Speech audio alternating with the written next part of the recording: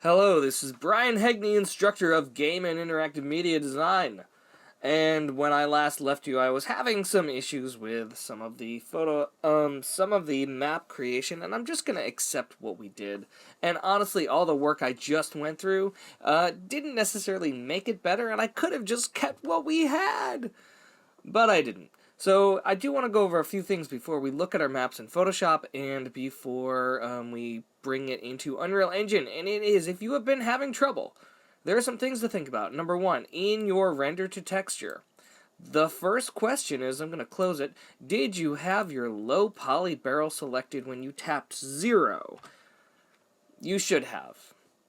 This name up here that says the things you're going to be baking is your low poly barrel. Going down, what you should have here under projection mapping is projection, and you should have picked your object, your high poly barrel. I'm not going to because I already made a projection, and if I, let's say, click this projection here, I should see that very beautiful projection cage jutted out. Now, if it looks terrible, you might have to drag out your command panel. Scroll down. Come on. Scroll down and reset your cage by clicking the reset button. Let me just move you over here. By clicking the reset button and then changing the amount button. Okay. So that's that. The next thing that has actually screwed up, when I opened this up after about a week, my channel was changed. Number one, it was set to use automatic mapping for some reason, and that is actually bad. In the sense that we spent a long time unwrapping our model. We are going to use the existing channel, and we did unwrap it on channel 1. And as I think that I mentioned this, we use channel 1 for unwrapping. Unreal Engine actually changes that and puts it onto channel 0, but we won't talk about that. The next thing is to make sure you've got a diffuse map, a shadows map, and a normals map enabled in the output.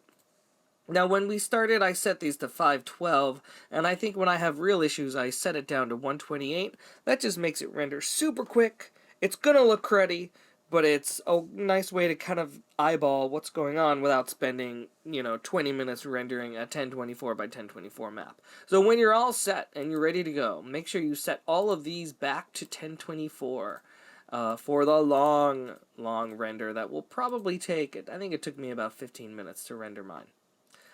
And I think that's it.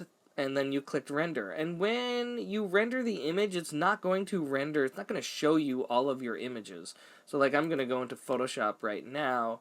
These are actually what I rendered out. And so if I click on open, not these old ones, these are what it baked out. They're Targa files. And one is, okay, let's look at the diffuse map. This is the diffuse map, and there's a few annoyances here and there. Number one, this is one annoyance. This is because of this weird unwrapping. The reason why it's kind of jotty is because of the way this is actually distorted. Woo! It's like when you are... I don't know why that's... Oh, because I keep hitting Z.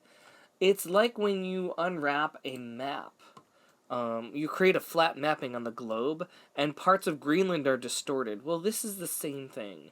This is a curved structure being flattened out onto this flat cage, whereas the middle pieces are much more non-distorted. And that's the same thing with the globe, right? That's why the United States isn't necessarily too distorted as much as Greenland is. And so when we go to Photoshop, you can see if I zoom... Oh, no. If I zoom out, my central bands are not as distorted as these. Well, we can fix that later. Don't worry. We'll get into Photoshopping in a little bit.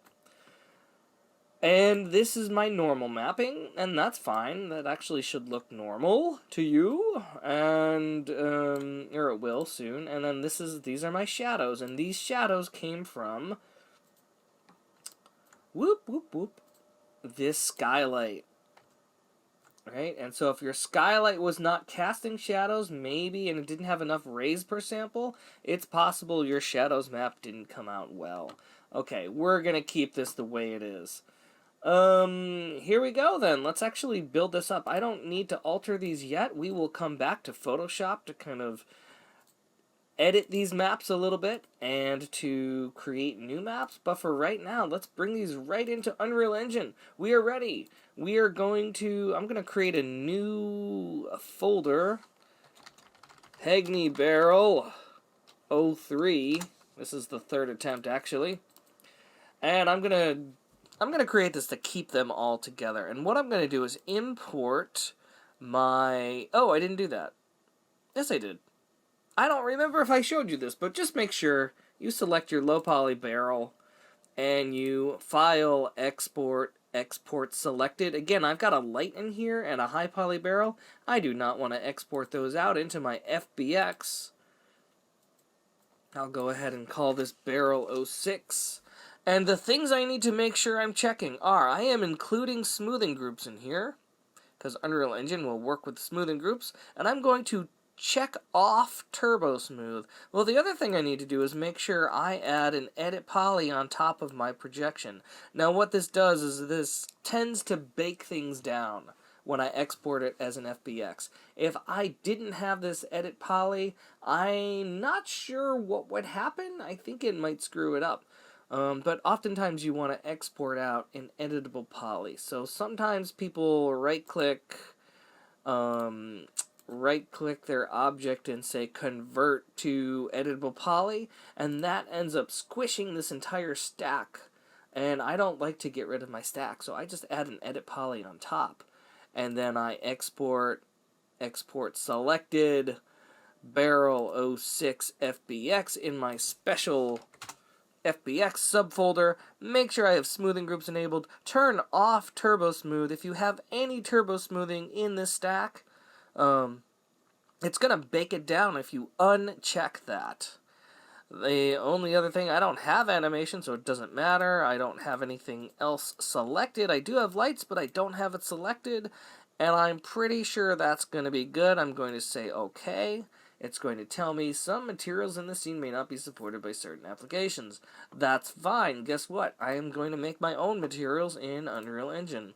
So I'm going to come back to Unreal Engine, and I'm going to go to that folder, Hegni Barrel 03, and if you don't remember, it was under Barrels, Hegni Barrels 03, and I'm going to import FBX, that latest barrel I exported. FBX. And what I'm going to do, this is a low poly barrel, so I'm pretty sure I'm not going to have to worry about combining the meshes, but let's just go ahead and check that just in cases. And I am going to set my material to do not create material, because I'm going to make my own. Import all.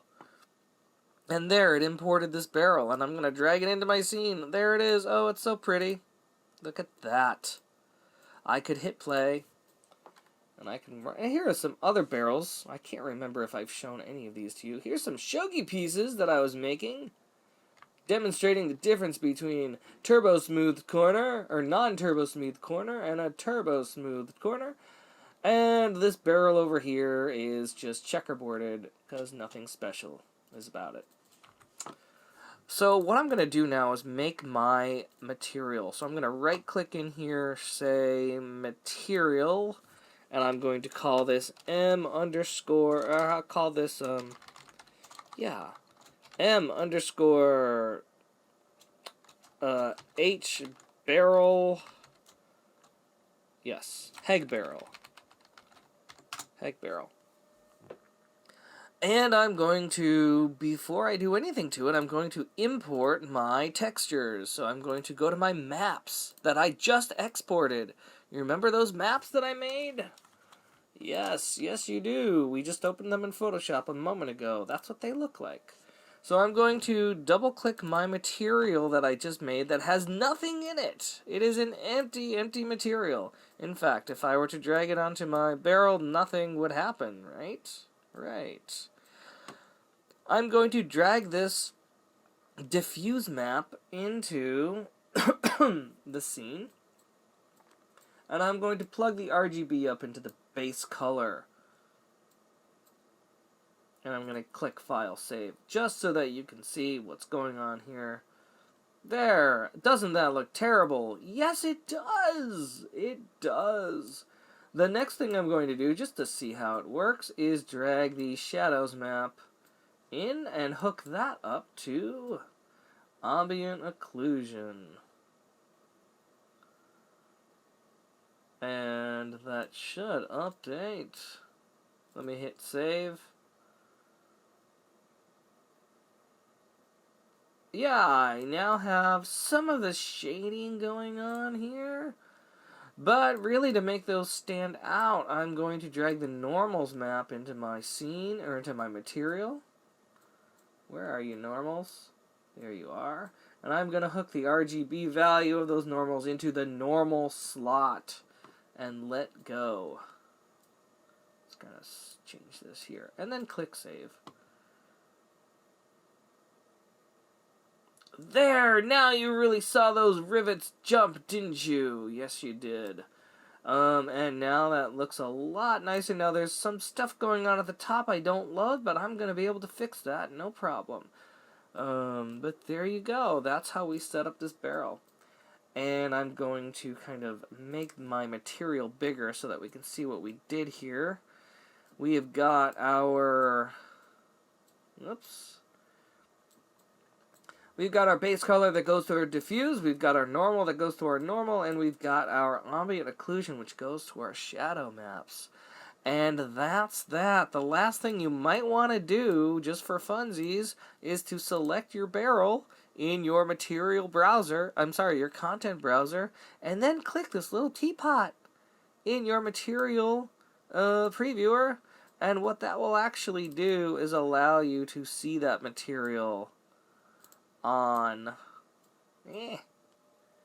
it's gone down, on the selected, why am I forgetting words, selected object. And there you go, there you have it.